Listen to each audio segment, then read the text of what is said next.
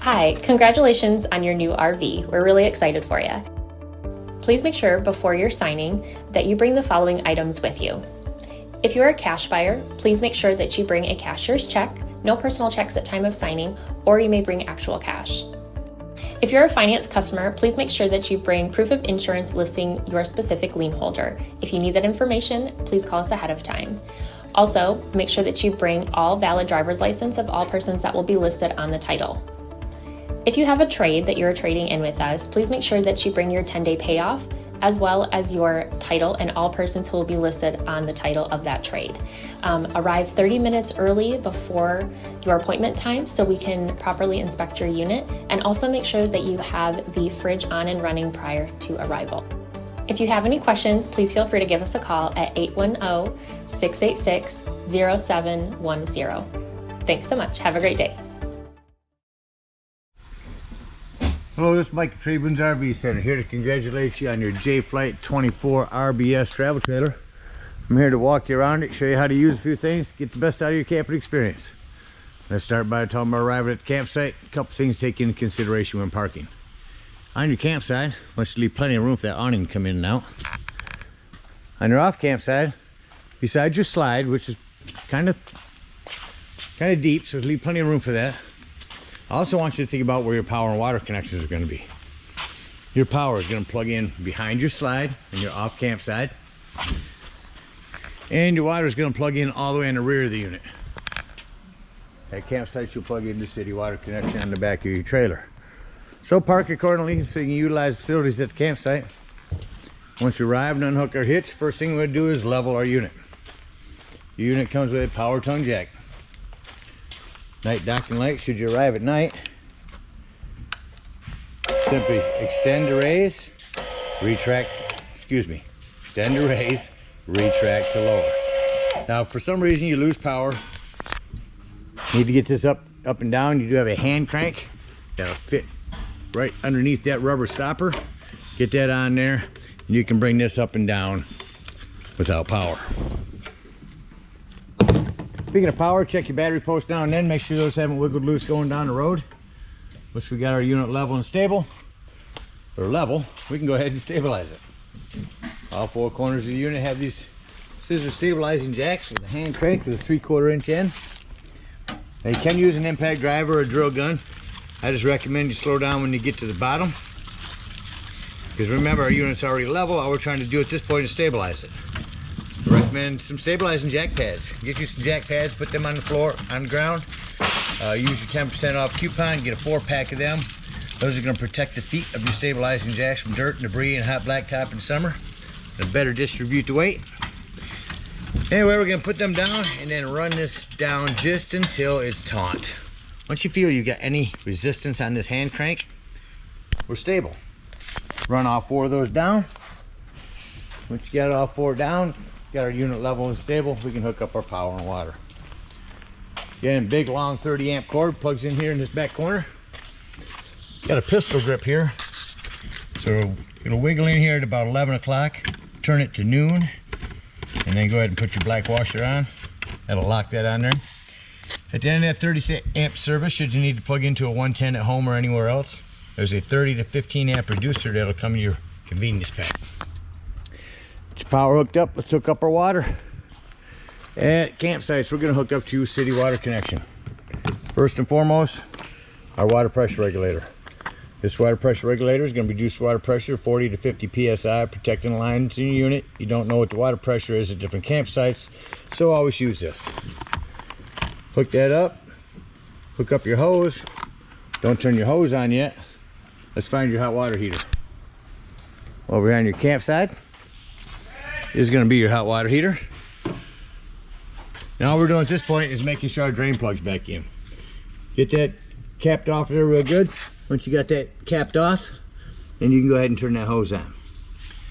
After that hose is on, go inside, open up our slide, get in there and open up all of our water taps.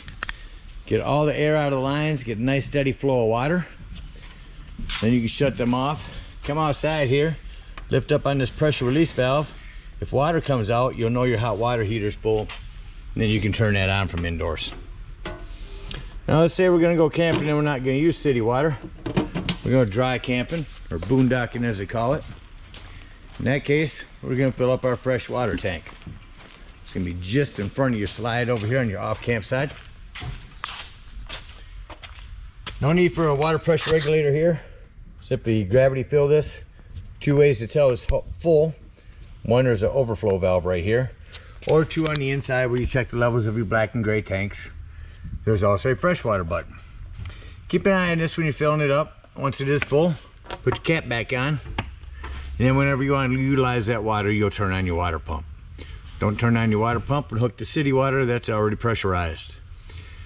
All right, we're all set up with power and water, ready to camp. Let me go ahead and walk you around the rest of the unit, starting here on your off campsite. There's a big pass-through storage here. It's the flue for your furnace. Two things on that. One, make sure it's never blocked. And two, if you are running your furnace, steer clear of that. It does get hot. Fresh water. Got a couple low point drains here. Here's a single one here. Another one over there. That's all your low points on this. Quick mention on your slides. You do want to keep the slide seal flexible and pliable over the years. There is a spray that you can spray on those to keep them conditioned. Coming back here again, our power. Down here is where we dump our black and gray tanks. We'll talk about those when leaving the campsite. Here's where you plug in your cable at the campsite. The spare tire does come with a cover. Recommend keeping that on there. It keeps it help dry rotting. Also prep for your backup camera. Device you can purchase that sits on the dash of your tow vehicle, electronically communicating with another device they put on this piece. Give you a backup camera for the unit.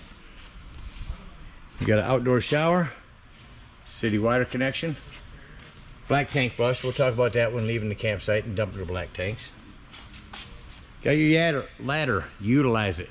Go up there a couple times a year, check the seams of your roof, and caulk with recommended RV roofing caulk. Got an outdoor kitchen, magnet holder up here, really just a fridge and countertop area and drawer. Again, your hot water heater. Your awning does have a pitch adjust. You can pull down on that and that'll run your rainwater all one way. If it rains too hard, go ahead and put this thing in. Coming on our campsite here, we got a couple of outdoor speakers, big awning lights. You've got a vent for your microwave.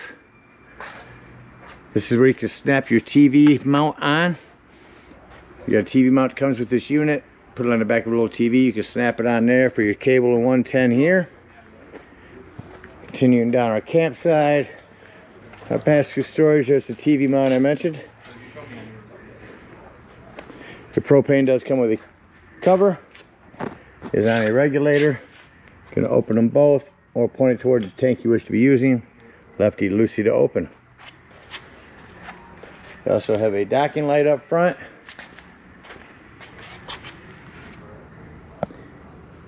And that about covers everything out here. Let's go check out the inside.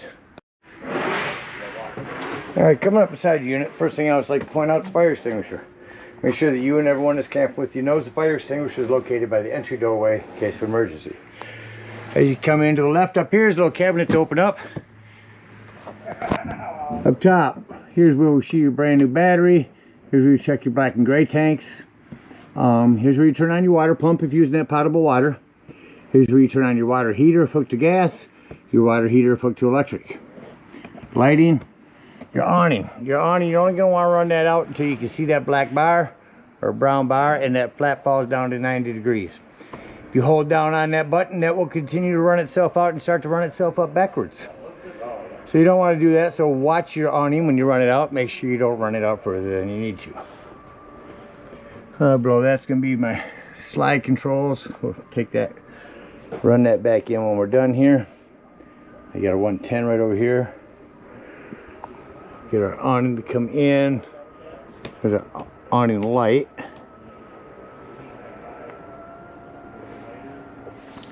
And as that comes in, close the door. Mention that slam locks work best when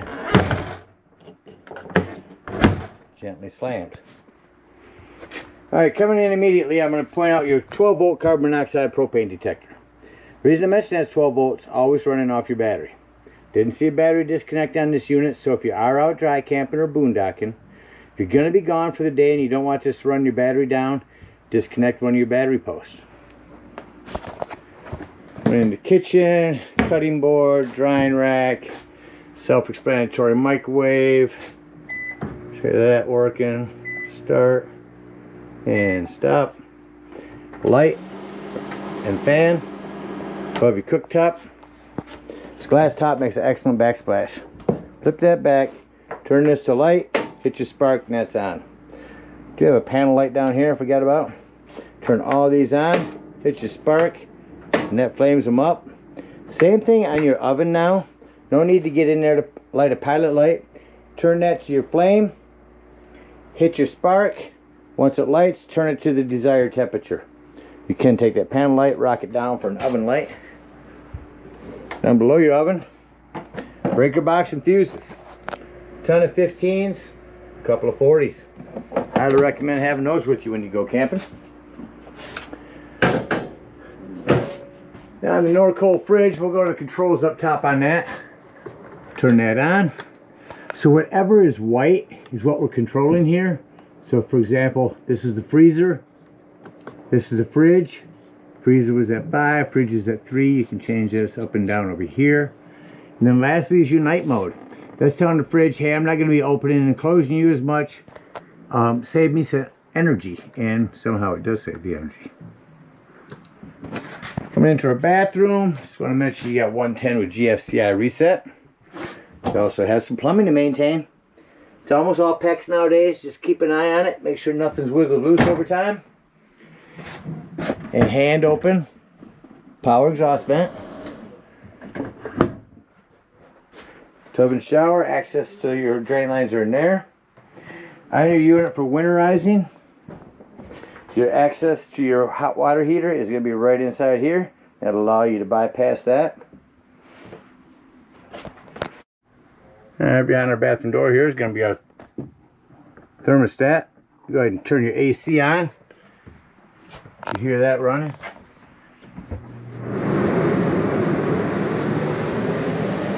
Back in, shut your AC off. You'll see that that'll shut off rather quickly.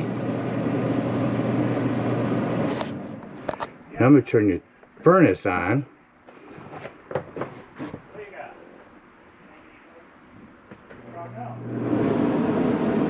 Now you notice when I shut the furnace off, it takes a few minutes for the furnace to cycle through before it shuts off. Oh, that one actually shut off rather quickly. Coming inside here, you are prepped for a TV. If you hook one up, make sure you have this green light on. That's your digital channel enhancer antenna, allow you to pick up more channels. Sound system real quick. We've got AM, FM, dual zone, music indoors or outdoors, or both.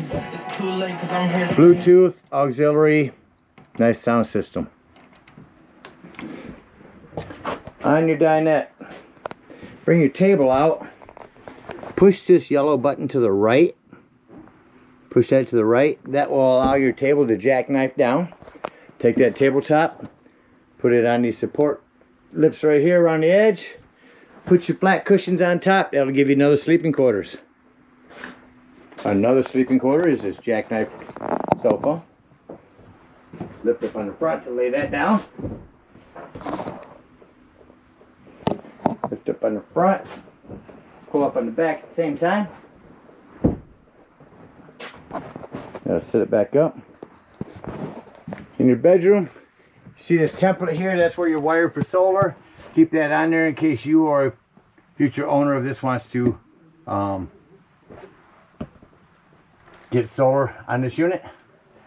That's where all the wiring is at for that. You also prep for a TV up back here. Here's your backer. No, over here's your backer, excuse me. 110 and cable plug in over there. Emergency exit window. Access to your storage. There's a little storage at the foot of your bed. Lighting for it here is here, as well as one touch. So that about covers everything inside. Let's act like we're leaving and close the unit up. So I generally start by shutting my lights off. I'll start by shutting these off. Then I see all the accent lighting that I need to walk through and shut off. So as you see, I've walked through the unit, shut off all the accent lighting. Gonna turn back on my interior lights from up here and say doors and drawers. Walk through the unit, make sure all doors and drawers are closed. Nothing's gonna impede your slide from coming in. We really don't want those ones to snap open and get busted by our slide coming in. Come on up to our control panel and hit in. That's going to bring that in. Again, went through the unit, closed up all our vents, closed our windows.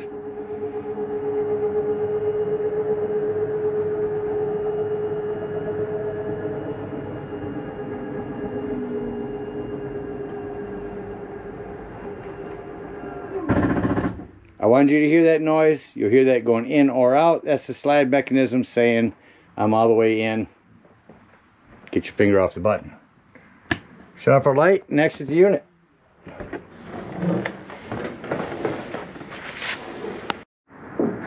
Biggest thing to remember on these steps, make sure this exterior door is all the way open. Otherwise this will catch on it. You also have adjustable feet on this. Simply press up on this metal piece and these feet will adjust. You set this inside, lock that in. Lock and deadbolt your exterior door, lift and turn your handle. If we are out boondocking, we're going to bring up our stabilizing jacks. Come around here, get up underneath there and open up both those low point drains. Hook up our hitch and head on home, or to the closest dump station, whatever you're in need of. If we are at a campsite, we'll unhook our power, our water, our cable. Bring up our stabilizing jacks, hook up our hitch, and head on up to the dump station. At the dump station, park accordingly. Your dump is going to be behind your tires, almost to the very rear of the unit. 10-foot hose comes to your convenience pack. Hook that up and pull the black holding tank. It says here, this is the one on the right. When that sounds like it's no longer draining, go inside, look to see if it shows empty. If it is, leave that black handle open, grab your hose at the dump station, come up to this tank flush, hook up your hose, and let that run for a good 5 minutes, emphasizing with your black tank handle open. When that's done, remove your hose, come over here and make sure all that washout water you just put in there has drained. If it has, close your black handle and pull your gray handle. While your gray is draining, let's come around here, get up in here and dump them low point drains right there. You can barely see them on here, but the little black thing is right here. Get them opened up. If you're done camping for the season, after the low point drain water is done, come on over here, lift up on this pressure release valve. Now be careful, hot water is going to come out of there. When it's done, push that back down and pull your drain plug.